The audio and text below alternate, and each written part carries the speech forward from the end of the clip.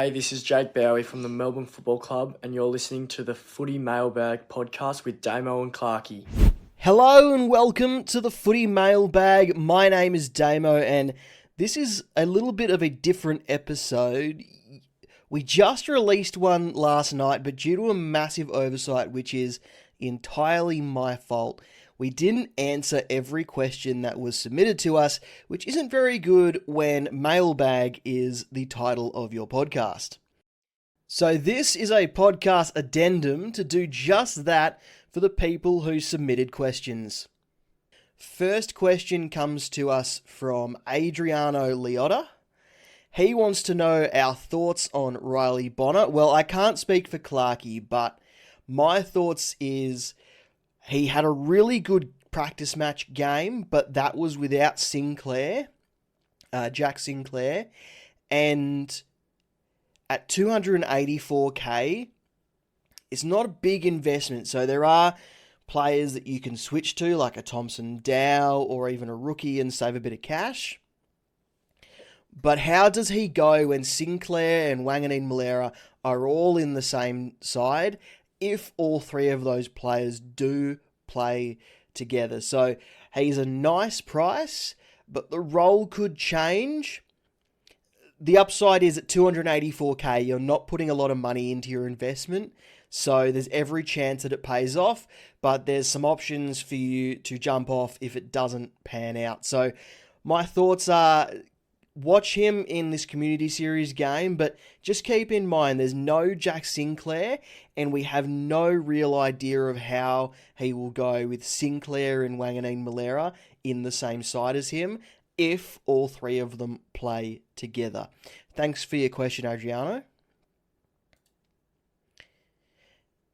Next question comes from Bellarine Boy. He wants to know, or they, I don't know actually, Christian Salem is getting CBAs. Is he an option down back?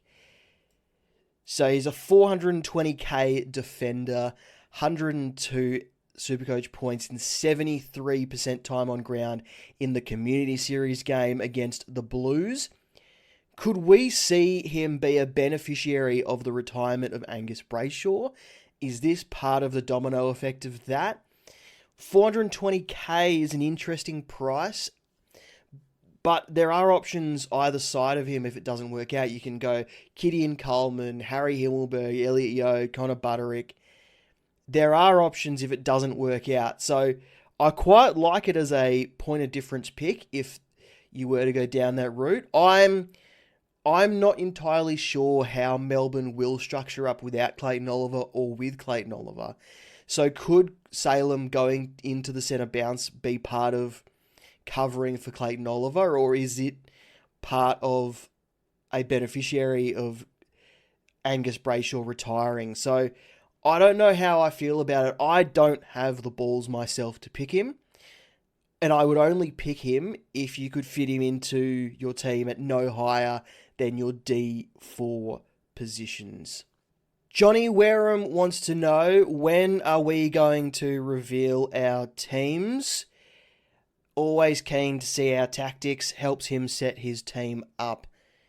I can't speak for Clarkey, but myself, I am going to be revealing my team likely the week of round one, the week Supercoach season kicks off, just to give me enough time to think about everything and gather all the information I need to give myself the best possible chance of putting my team together.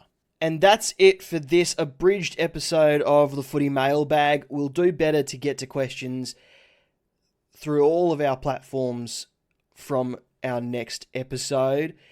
Make sure to join our Open League 422899 with the highest ranked player after round 24 to win a $50 AFL store voucher.